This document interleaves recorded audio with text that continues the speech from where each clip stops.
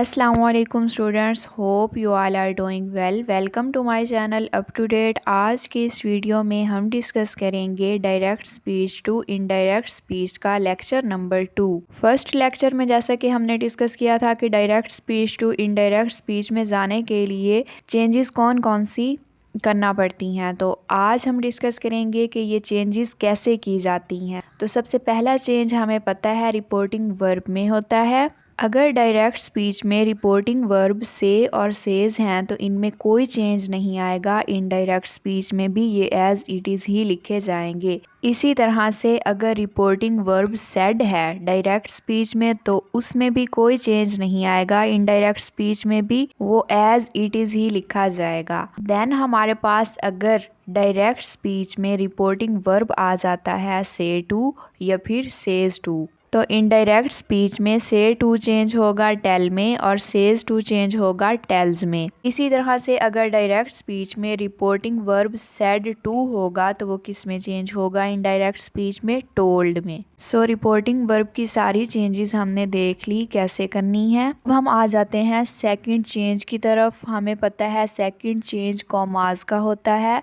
तो simply indirect speech में हमने कॉमास को ख़त्म करना है और दैट लगा देना है। इसी तरह से थर्ड चेंज हमारे पास है प्रोनाउन ऑफ रिपोर्टेड स्पीच। जैसा कि पता है हमें पहला पार्ट क्या होता है, रिपोर्टिंग स्पीच, और सेकंड पार्ट कॉमास के अंदर जो होता है वो होता है रिपोर्टेड स्पीच। तो रिपोर्टेड स्पीच में जो प्रोनाउन है या फिर सब्जेक्ट आता है सबसे पहले, अगर वो फर्स्ट पर्सन है, आई या वी आ जाता है, तो वो किस में चेंज होगा? रिपोर्टिंग स्पीच के सब्जेक्ट में चेंज होगा। और अगर रिपोर्टेड स्पीच का प्रोनाउन जो है या सब्जेक्ट जो है वो सेकंड पर्सन है, मीन यू है, तो उसको हम किस में चेंज करेंगे? रिपोर्टिंग स्पीच के ऑब्जेक्ट में, जैसा कि एरोज के साथ मैंने मेंशन भी किया हुआ है। इसी तरह अगर रिपोर्टेड स्पीच का प्रोनाउन जो है वो थर्ड पर्सन है, मीन ही, शी, इट या दे आ जाता है, तो उसमें कोई चेंज नहीं आएगा, वो एज इट इज़ ही लिखे जाएंगे। मज़ीद इसको समझने के लिए हम एक एग्जाम्पल डिस्कस कर लेते हैं। जैसा कि Iqra says I am going to school, तो इकरा सेज सेम आया क्योंकि रिपोर्टिंग वर्ब सेज था। अगर रिपोर्टिंग वर्ब डायरेक्ट स्पीच में सेज हो तो वो एज इट इज़ ही आता है, इसीलिए हमने इनडायरेक्ट स्पीच में भी उसको एज इट इज़ ही लिखा। कॉमास को ख़त्म किया, दैट लगाया। देन हमारे पास आई क्या है? रिपोर्टेड स्पीच का प्रोनाउन है, तो ये किस में चेंज होगा? रिपोर्टिंग स्पीच के सब्जेक्ट से, क्योंकि आई क्या है? फर्स्ट पर्सन प्रोनाउन है, इसीलिए हमने इसे चेंज किया रिपोर्टिंग वर्ब के सब्जेक्ट से।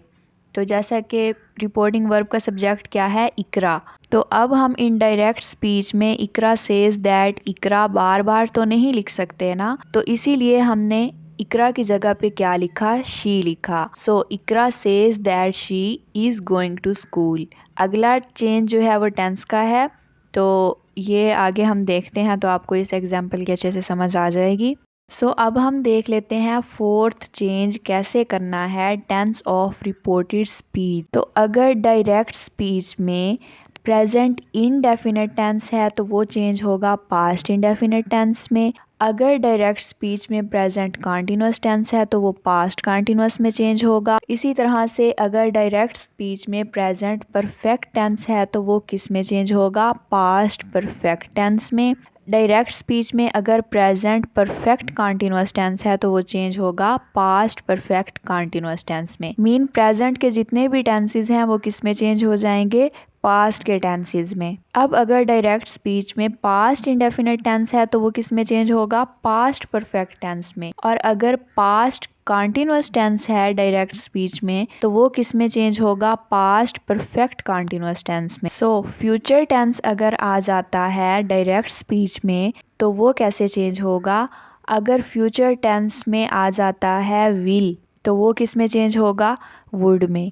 अगर कैन आ जाता है तो वो कुड में चेंज होगा, और शेल किस में चेंज होगा? शुड में। बाकी सब चीज़ें फ्यूचर टेंस की सेम आएंगी, इनडायरेक्ट स्पीच में भी जस्ट हमने चेंज कहाँ पे करना है, जहाँ पे विल आया, कैन आया या फिर शैल आया। तो डायरेक्ट स्पीच को इनडायरेक्ट स्पीच में कन्वर्ट करने के लिए जितनी भी तब्दीलियाँ ज़रूरी होती हैं वो कैसे करनी है इस वीडियो में हमने देख लिया। नेक्स्ट वीडियो में इंशाल्लाह हम direct speech to indirect speech की एग्जाम्पल्स डिस्कस करेंगे तो मज़ीद आपको अच्छे से समझ आ जाएगी। सो डायरेक्ट इनडायरेक्ट समझने के लिए टेंसेस का समझना बहुत ज़्यादा ज़रूरी है। तो मेरे इसी चैनल पर 12 टेंसेस की प्लेलिस्ट मौजूद है, आप वहां से समझ सकते हैं टेंसेस भी। सो ये थी आज की वीडियो अच्छी लगी हो तो लाइक शेयर और चैनल को कर लें सब्सक्राइब। अगर आप चैनल पर नए हैं तो अपना बहुत सारा ख्याल रखिएगा। नेक्स्ट वीडियो तक के लिए अल्लाह हाफिज़।